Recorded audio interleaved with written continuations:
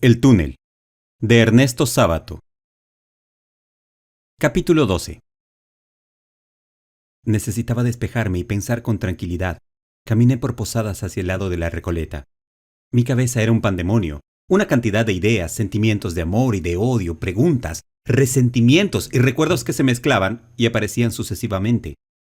¿Qué idea era esta, por ejemplo, de hacerme ir a la casa a buscar una carta y hacérmela entregar por el marido? ¿Y cómo no me había advertido que era casada? ¿Y qué diablos tenía que hacer en la estancia con el sinvergüenza de Hunter? ¿Y por qué no había esperado mi llamado telefónico? ¿Y ese ciego? ¿Qué clase de bicho era? Dije ya que tengo una idea desagradable de la humanidad. Debo confesar ahora que los ciegos no me gustan nada y que siento delante de ellos una impresión semejante a la que me producen ciertos animales, fríos, húmedos y silenciosos, como las víboras. Si se agrega el hecho de leer delante de él una carta de la mujer que decía «Yo también pienso en usted», es difícil adivinar la sensación de asco que tuve en aquellos momentos. Traté de ordenar un poco el caos de mis ideas y sentimientos y proceder con método, como acostumbro. Había que empezar por el principio, y el principio, por lo menos el inmediato, era evidentemente la conversación por teléfono. En esa conversación había varios puntos oscuros.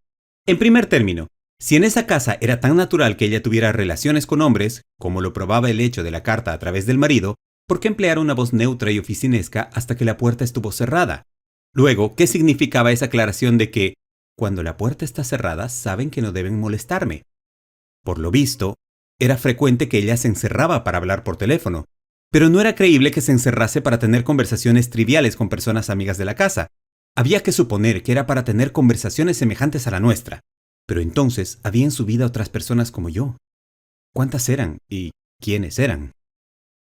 Primero pensé en Hunter, pero lo excluí enseguida. ¿A qué hablar por teléfono si podía verlo en la estancia cuando quisiera? ¿Quiénes eran los otros en ese caso? Pensé si con eso liquidaba el asunto telefónico. No, no quedaba terminado. Subsistía el problema de su contestación a mi pregunta precisa. Observé con amargura que cuando yo le pregunté si había pensado en mí, después de tantas vaguedades, solo contestó: ¿no le he dicho que he pensado en todo? Esto de contestar con una pregunta no compromete mucho. En fin, la prueba de que esa respuesta no fue clara era que ella misma al otro día, o esa misma noche, creyó necesario responder en forma bien precisa con una carta. Pasemos a la carta, me dije. Saqué la carta del bolsillo y la volví a leer. Yo también pienso en usted, María. La letra era nerviosa, o por lo menos era la letra de una persona nerviosa. No es lo mismo porque, de ser cierto lo primero, manifestaba una emoción actual y por lo tanto un indicio favorable a mi problema.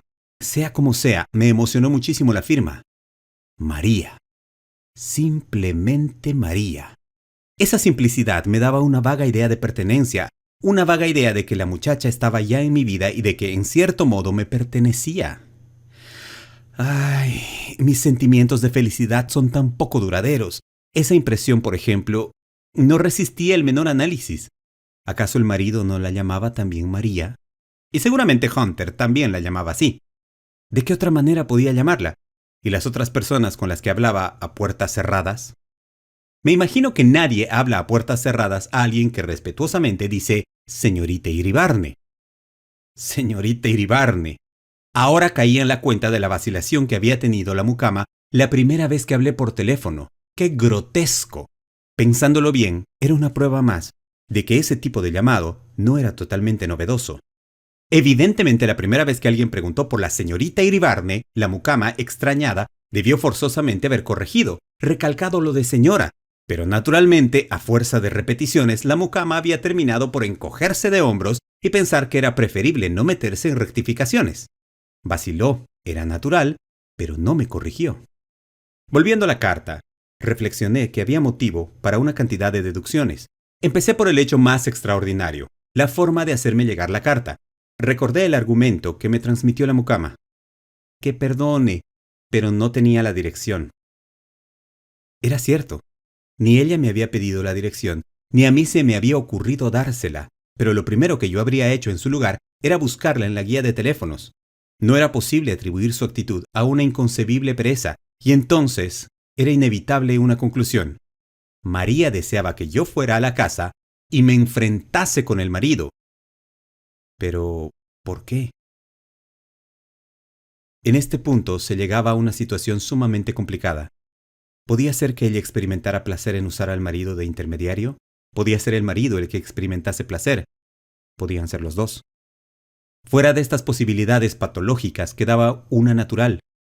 María había querido hacerme saber que era casada para que yo viera la inconveniencia de seguir adelante. Estoy seguro de que muchos de los que ahora están leyendo estas páginas se pronunciarán por esta última hipótesis y juzgarán que solo un hombre como yo puede elegir alguna de las otras. En la época en que yo tenía amigos, muchas veces se han reído de mi manía de elegir siempre los caminos más enrevesados. Yo me pregunto por qué la realidad ha de ser simple. Mi experiencia me ha enseñado que por el contrario, casi nunca lo es, y que cuando hay algo que parece extraordinariamente claro, una acción que al parecer obedece a una causa sencilla, casi siempre hay debajo móviles más complejos. Un ejemplo de todos los días. La gente que da limosnas, en general, se considera que es más generosa y mejor que la gente que no las da. Me permitiré tratar con el mayor desdén esta teoría simplista. Cualquiera sabe que no se resuelve el problema de un mendigo auténtico, con un peso o un pedazo de pan. Solamente se resuelve el problema psicológico del señor que compra así, por casi nada, su tranquilidad espiritual y su título de generoso. Júzguese hasta qué punto esa gente es mezquina cuando se decide a gastar más de $1 por día para asegurar su tranquilidad espiritual y la idea reconfortante y vanidosa de su bondad. Cuánta más pureza de espíritu y cuánto más valores se requiere para sobrellevar la existencia de la miseria humana sin esta hipócrita y usuaria operación. Pero volvamos a la carta. Solamente un espíritu superficial podría quedarse con la misma hipótesis, pues se derrumba al menor análisis. María quería hacerme saber que era casada para que yo viese la inconveniencia de seguir adelante. Muy bonito. Pero, ¿por qué en caso de recurrir a un procedimiento tan engorroso y cruel, no podría habérmelo dicho personalmente y hasta por teléfono? ¿No podría haberme escrito de no tener valor para decírmelo? Quedaba todavía un argumento tremendo. ¿Por qué la carta en ese caso no decía que era casada, como yo lo podía ver, y no rogaba que tomara nuestras relaciones en un sentido más tranquilo? No, señores, por el contrario. La carta era una carta destinada a consolidar nuestras relaciones, a alentarlas y a conducirlas por el camino más peligroso. Quedaban, al parecer, las hipótesis patológicas. ¿Era posible que María sintiera placer en emplear a Allende de intermediario? ¿O era él quien buscaba esas oportunidades? ¿O el destino se había divertido juntando dos seres semejantes?